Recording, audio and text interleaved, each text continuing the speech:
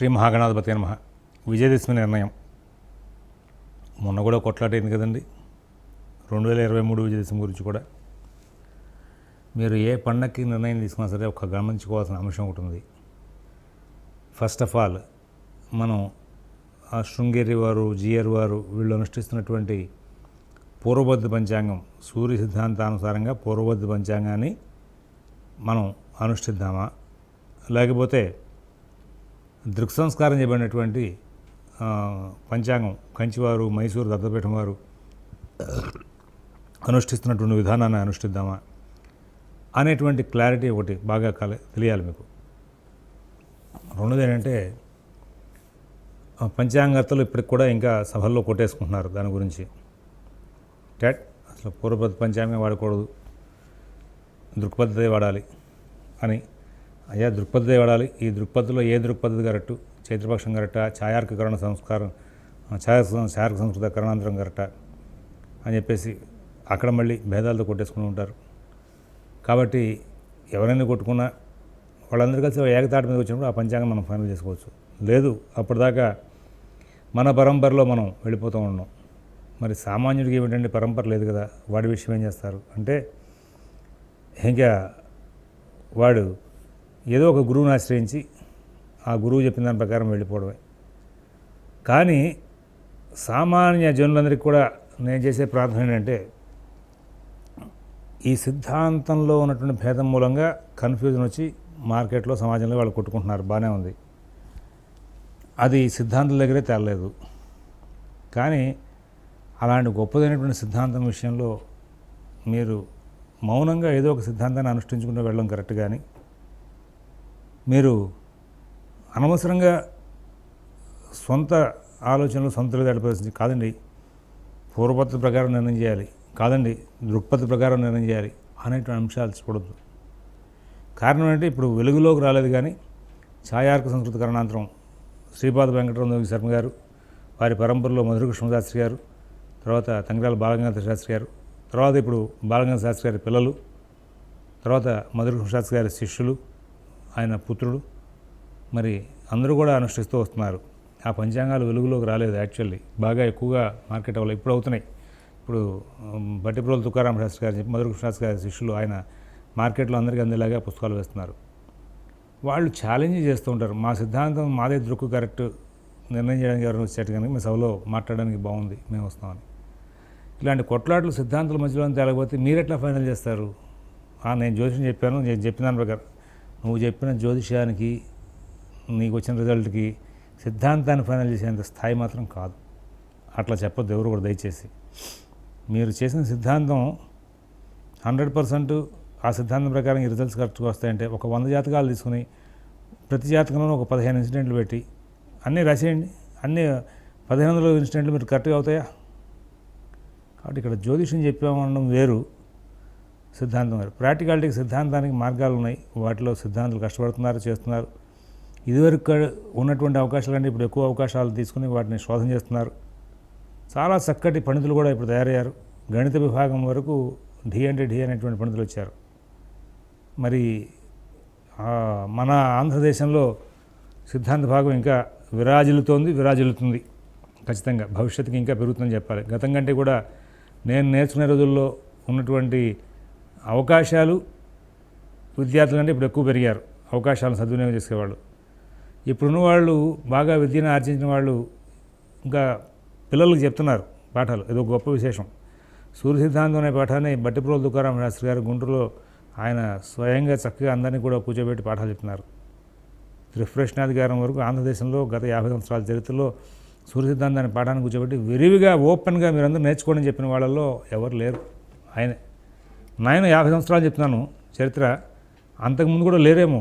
కొంతమంది దగ్గరే బిగుసిపోయింది ఆ సూర్య సిద్ధాంతం అనేది.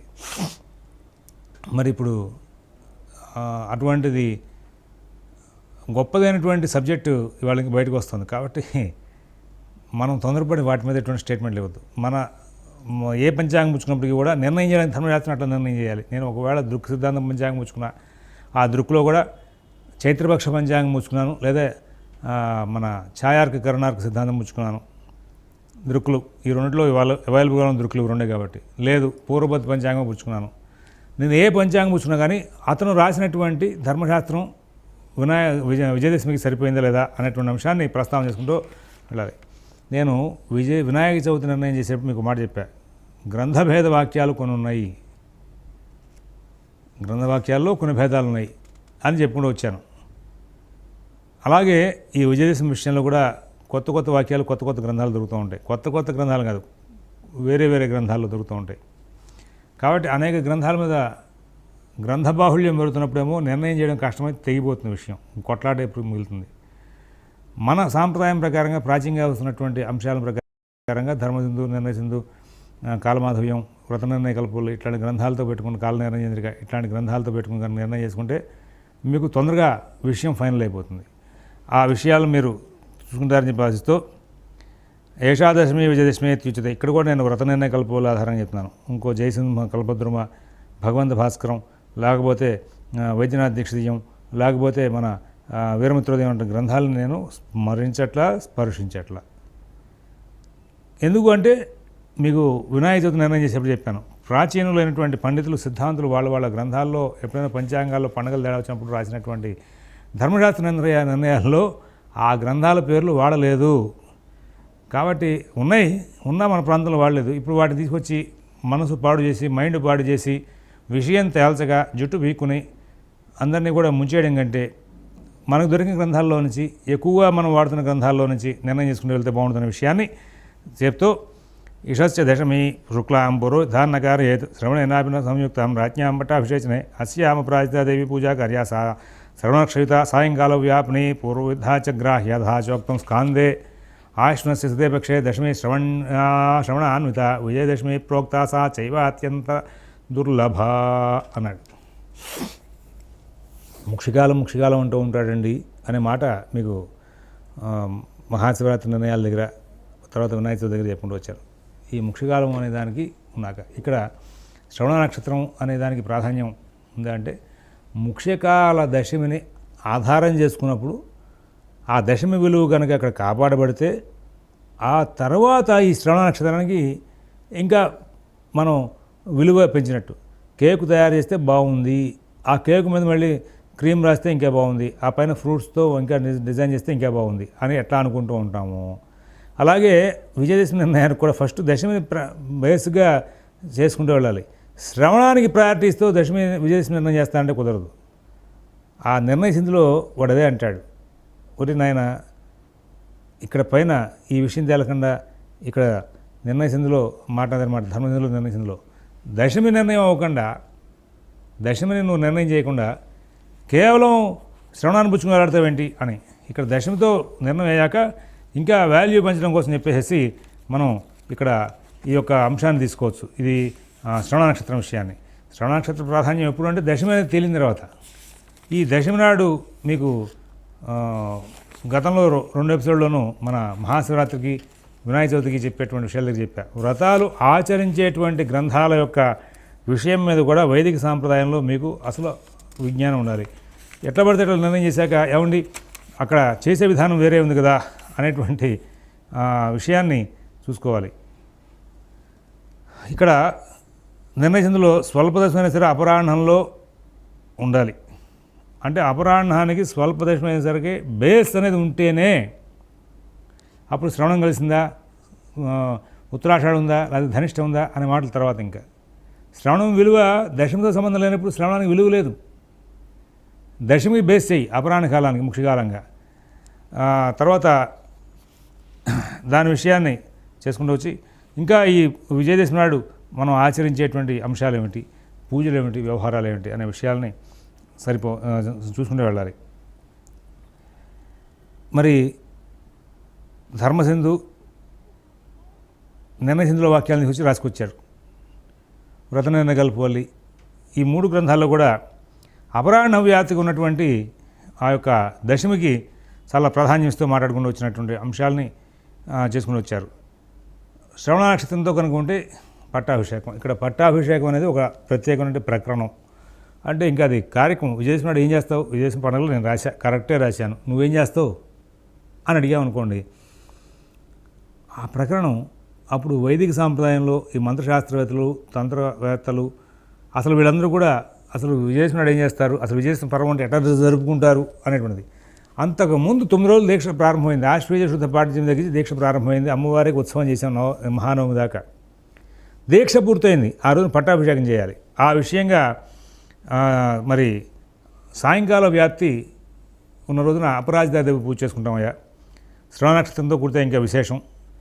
మరి శ్రవణ నక్షత్రం ఉన్న దినమునే శ్రీరామచంద్రుడు ప్రయాణం వెళ్ళాడు. ఇది దేవి భాగవతంలో ఒక ఘట్టం ఉంది. శ్రీరామచంద్రమూర్తి రావణాసురుడి దగ్గర సీత ఉంది కాబట్టి వెతకాలి అనే ఉద్దేశంతో ఈ ఋషిముఖ పర్వతం మీద ఉండి, ఆ తర్వాత ఎట్లాగో కాలం అనుకూలంగా లేదు కాబట్టి ఇప్పుడు ప్రస్తుతం ఆగుదాం, కొద్ది రోజులు పోయాక వెతుకులాట ప్రారంభం చేద్దామని ఆగి అమ్మవారి యొక్క అనుగ్రహంతో ఆయన దీక్ష చేశారు. ఈ దసరా దీక్ష చేసిన తర్వాత ఆవిడ స్వప్నంలో కనబడి, నాయన నువ్వు బయలుదేరి ప్రయాణం చేయరా, శ్రవణంలో ఉంది కాబట్టి ఇక్కడ ఆయన బయలుదేరి వెళ్ళాడని చెప్పేసి చెప్పుకుంటూ వస్తారు. మరి ఆశ్వేజ శుద్ధ దశమి నాడే ఆశ్వినక్షే దశమ్యాన్ తారకోదయ నక్షత్ర ఉదయ వేళకి సకాలో విజయోజ్ఞేయ సర్వకార్యార్థసిద్ధయే. ఆ నక్షత్రోదయ కాలం అనేదాన్ని విజయకాలంగా చెప్పుకుంటూ వచ్చాడు. అయితే విజయ ముహూర్తం అని పంచాంగాల్లో రాస్తుంటారు, దాని సమయం మరి వేరే ఉంటూ ఉంటుంది. నవమితో కూడినటువంటి దశమి యందు అపరాజితాదేవి విజయం ప్రసాదిస్తుందని దేవి పురాణం చెప్తోంది. ఈ అపరాజిదేవి పూజ అపరాహ్నం ముందు చేయాలని చెప్పి, ఈశాన్య దిక్కున చేయాలని చెప్పేసి స్కంద పురాణం చెప్తుందని చెప్పేసి చెప్పుకుంటూ వచ్చారు. కాబట్టి ఇక్కడ అపరాహ్న కాలానికి సంబంధించినటువంటి దశమికి ప్రాధాన్యం ఎక్కువగా ఉన్నట్టుగా మనకి చెప్తోంది. నవమే శేషయుక్తాయాం దశమ్యాం అపరాజిత దదాతి విజయం దేవి పూజితా జయవర్ధని. ఏషా అపరాజితాదేవి పూజ అపరాహ్నే కర్తవ్యా తదుక్తం స్కాందే దశమ్యాంతు సరై సమ్యక్ పూజనయా అపరాజిత ఐశానీం దిశమాశ్రిత్యా అపరాహ్నే ప్రయత్నతః. మీరు ఇక్కడ ఒకటి గమనించుకోవాల్సిన అంశం ఏంటంటే, అపరాహ్న వ్యాప్తికి సంబంధమైనటువంటి తిథి విషయంలో ఈ యొక్క విషయం చెప్పుకుని వచ్చి 2 దినాల్లో కూడా దశమి అపరాహ్నానికి ఉందయ్యా. అప్పుడు దేంట్లో ప్రాధాన్యం ఇస్తామంటే, ఒకవేళ ఆ సందర్భంలో అపరాహ్న వ్యాప్తిలో కనుక శ్రవణ నక్షత్రంలో కూడుకున్నటువంటి దశమి ముందు రోజు అయితే ముందు రోజు, మరుసటి రోజు అయితే మరుసటి రోజు. అంటే ఏంటి, అపరాహ్నం ఫైనల్ చేశాడు, అపరాహ్నంలో ఉన్న దశమి ఫైనల్ చేశాడు. మీరు విజయదశమి దశమి దగ్గర నిర్ణయం దగ్గర ఫస్ట్ అక్కడ ఒక కన్క్లూజన్ ఫైనల్ చేయాలి. ఇవాళ ఉందా రేపు ఉందా అపరాహ్నానికి. రెండోది ఏంటి, అపరాహ్నం లేదు సాయంకాల సంబంధాన్ని తీసుకున్న తర్వాత అక్కడ దీన్ని నేను 2 రోజులు ఒకవేళ కనుక ఉంటే ఫైనలైజ్ చేసే విషయంలో అప్పుడు శ్రవణ నక్షత్రానికి వాల్యూ. అంతేగాని అది లేకపోతే వాల్యూ లేదు. దశమే లేకపోతే శ్రవణ నక్షత్రానికి వాల్యూ ఏముంది, ఇంకా లేదు. అక్కడ ఆ విషయాన్ని నిర్ణయించిందిలో చెప్తే, ఈ మధ్యకాలంలో చాలా వాట్సాప్ గ్రూపులో చూసా, పండితులైనటువంటి చాలామంది పంచాంగతలు కూడా నిర్ణయించింది కూడా శ్రవణానికి ఇంపార్టెన్స్ ఏముంది, శ్రవణం రోహిణీవతం అని చెప్పేసి ఉంది అంటారు. కానీ దాని బిఫోర్ వాక్యం చదవండి అని చదవరు. వాళ్ళు స్క్రీన్ షాట్ పెడితేనేమో ఆ పై వాక్యాలు కూడా కలిపి పెడుతుంటారు, ఆ పైన కనబడుతుంది వాక్యం. ఒకసారి అది కూడా చూడవయ్యా, చూడరు. మన ట్రాప్ చేసి మన రాంగ్ రూట్లో మేము రాసింది మీరు ఓటేయాలి అని చెప్పించడం కోసం చెప్తూ ఉంటారు. శ్రవణ నక్షత్రానికి వాల్యూ ప్రధానంగా లేదు. ఎందుకు లేదు, దశమి లేదు కాబట్టి. ఒకవేళ దశమి ఉన్నప్పుడు, దశమిలో సందిగ్ధావస్థ వచ్చినప్పుడు నీకు శ్రవణం అసలు సంబంధం లేదు. ఫస్ట్ దశమే కనుక క్లియర్గా వచ్చేసిన అపరాహ్న కాలానికి నిర్ణయం చేసి పడాయి విజయదశమి అని చెప్పేసి, నీకు శ్రవణంతో సంబంధం లేదు. ఇలాంటి సందిగ్ధావస్థ వచ్చినప్పుడు ఆ వెయిటేజ్ ఇచ్చి దాన్ని బలం చేకూర్చి దాన్ని ఒక కొలెక్కి తీసుకురావడం కోసం అప్పుడు శ్రవణ నక్షత్రం యొక్క ప్రయారిటీ తీసుకున్నాడు అంతవరకే. అంతేగాని శ్రవణ నక్షత్రంతో ప్రయారిటీ తీసి విజయదశమి నిర్ణయం చేయాల. దశమితో కూడిన శ్రవణ నక్షత్రానికి ఇంపార్టెన్స్ ఇచ్చాడు. ఇక్కడ కూడా ఒకవేళ 2 రోజులు కూడా ఇది ఉంటే కనుక ఏంటంటే, ఏషా పూజ శ్రవణక్షాభావే కేవల దశమ్యామేవ కార్య పూర్వోక్త దేవీ పురాణ వాక్యత్వ దినద్వయే అపరాహ్న వ్యాప్తిత్వే శ్రవణక్ష పూర్వాగ్రాహ్య ప్రదోష వ్యాప్తి ఆరాధిక్యాత్ యదా పూర్వేస్మిన్ దినే అపరాహ్న వ్యాప్తి విశిష్ట దశమ్యాం శ్రవణాక్ష భావ పరేత్యు ఉదయకాల మాత్ర వ్యాప్తిని దశమి శ్రవణయుక్త చేత్ పరాగ్రాహ్య. ఒకవేళ ముందు రోజు పూర్వదినంలో శ్రవణ నక్షత్రం ఉంటే ముందు రోజు, మరుసటి రోజు ఉంటే మరుసటి రోజు చెప్పి ఇక్కడ దశమితో కూడితేనే శ్రవణ నక్షత్రానికి విషయం అర్థమైందా, లేకపోతే లేదని చెప్పాడు. మరి పూర్వదినంలో ప్రదోషకాలంలో కూడా ఈ యొక్క తిథి ఉంటుంది. వాళ్ళ అపరాహ్నంలో ప్రారంభమైతే కనుక దానికి ఇంకా విశేషం. ఎందుకంటే ప్రారంభంలో అక్కడ ప్రదోషకాలంలో అపరాజిత పూజ చేసే విషయం గురించి మాట్లాడాడు. అలాగే శమి పూజ అని తర్వాత వస్తుంది, అది కూడా ప్రదోషకాలంలో చేస్తారు కాబట్టి సరే అపరాహ్నానికి దశమి వ్యాపించి ఉంది, శ్రవణ నక్షత్రం లేదు. ఆ మరునాడు ఉదయకాలానికి దశమి ఉంది, శ్రవణ నక్షత్రం మరుసటి రోజే ఉంది. అప్పుడేం చేయాలంటే మరుసటి రోజు తీసుకోవాలి, ఇవాళ సంబంధం లేదు అనే విషయాన్ని శ్రవణ నక్షత్రం లేకపోయింది, రేపు శ్రవణంతో కూడిన దశమి రేపు ఉంది కాబట్టి అని అక్కడ దశమి ఉండగా శ్రవణానికి ఇంపార్టెన్స్ ఇచ్చుకుంటూ వచ్చాడు. మరునాడు కొద్ది మాత్రం దశమి ఉండి పెదప ఏకాదశి పూర్తిగా ఉన్నాను, శ్రవణ నక్షత్ర యోగం వలన ఆ తిథికే విజయం అని చెప్పి పేరు పెట్టుకోవాలయా అని చెప్పేసి శ్రవణంతో కూడుకున్న దశమి అయితే కనుక అక్కడ మరుసటి రోజు ఉదయకాలానికి చెప్పుకుంటాడు. పూర్వదిన ముందు కానీ పర్వదినం కానీ దశమి శ్రవణంతో కూడి ఉండే కనుక దానికి విజయం పేరు. ఆశ్వేజ శుద్ధ దశమి సూర్యోదయ కాలం ఉందనొచ్చో అదేనికి విజయం. ఇక్కడ ఈ వాక్యానికి సూర్యోదయానికి ఉంది కాబట్టి అని దీనికే ప్రాధాన్యత ఉండడం అనే దాన్ని కేవలం చెప్పలా, శ్రవణంతో కూడుకున్న దశమైతేనే ప్రాధాన్యం అని చెప్పాడు. ధర్మ ప్రవృత్తిలో సూర్యోదయానికి ఉన్నటువంటి అంశాన్ని ప్రస్తావన చేసుకుంటూ వచ్చి సూర్యోదయానికి ఉంది కాబట్టి చేసేసుకోండి అన్నాడు అన్న దానికి మన వాళ్ళు గ్రంథగతులు ఒప్పుకోవాలి. సూర్యోదయానికి ఉన్న తిథికే మనం తీసుకోవడం దాన్ని, ఎందుకంటే అపరాహ్నం అనే దాని మీద బాగా ప్రయారిటీ తీసుకుంటూ వచ్చాక ఈ అపరాహ్న కాలానికి ఉన్నటువంటిది ఒకవేళ మరుసటి రోజు ఉదయకాలానికి కనుక దశమి ఉంటే, ఇవాళ అపరాహ్నానికి కనుక దశమి ఉంటే, ఇవాళ అపరాహ్నానికి దశమి ఉంది, శ్రవణం లేదు, రేపు దశమితో కూడా శ్రవణం ఉంది, అది ఆ సందర్భంలో మరుసటి రోజు తీసుకొని చెప్పి వ్రత నిర్ణయ కల్పంలో ఉంది. కానీ దీనికి విరుద్ధంగా మిగతా గ్రంథాల్లో ఇవాళ అపరాహ్న కాలానికి శ్రవణం లేకుండా దశమి ఒకటి ఉండి, రేపు సూర్యోదయ కాలంలో దశమి శ్రవణం ఉన్నప్పటికీ కూడా ఇవాళ శమీ పూజకి అపరాహ్నకాలం చేసే అపరాజితాదేవి పూజకి ఇవాళ్లే ఆ దశమి విలువకాలం దశమి అపరాహ్నకాలానికి సంబంధించిన దశమి ముఖ్యకాలంగా వచ్చింది కాబట్టి ఆ నిర్ణయసిందులు చెప్పాడే ఈ రోహిణీవతు శ్రవణం అని చెప్పేసి, అలాగే అప్పుడు ఆ రెండుని ప్యాక్ చేసి పక్కన పెట్టేసి ఇవాళ్లే దశమి రాసుకోని చెప్పేసి మిగతా గ్రంథాలు తెలిసిన కారణంగా మన వాళ్ళు అదే రీతిగా అనుష్ఠించుకుంటూ వస్తున్నారు. ఇవి ధర్మసింధు నిర్ణయసింధులో ఇతరత్ర కొన్ని మార్గాంతరాలు పాఠాంతరాలు ఉన్నాయి, వాటిని ఆ సందర్భాలు చూసుకోవచ్చు. ఇక ఇక్కడ మీరు ఈ పఠనం ప్రారంభం చేసి ధర్మసింధుల విషయాలు నిర్ణయసింధుల విషయాలు ఇవి కూడా ఒక రాసుకుంటే మొత్తం చోట దీని మీద పరిపూర్ణమైనటువంటి అవగాహన వస్తుంది. ఈ మూడింటి మీద కూడా ఈ ధర్మసింధు నిర్ణయసింధు విషయాలతో కలిపి ఒక ఎపిసోడ్ సపరేట్గా నేను మళ్ళీ చెప్తాను. అందులో ఉన్న పాఠాంతరాలు ఏమిటనేది అవి నిర్ణయిస్తుంది. కానీ అప్పటిదాకా స్వస్తి.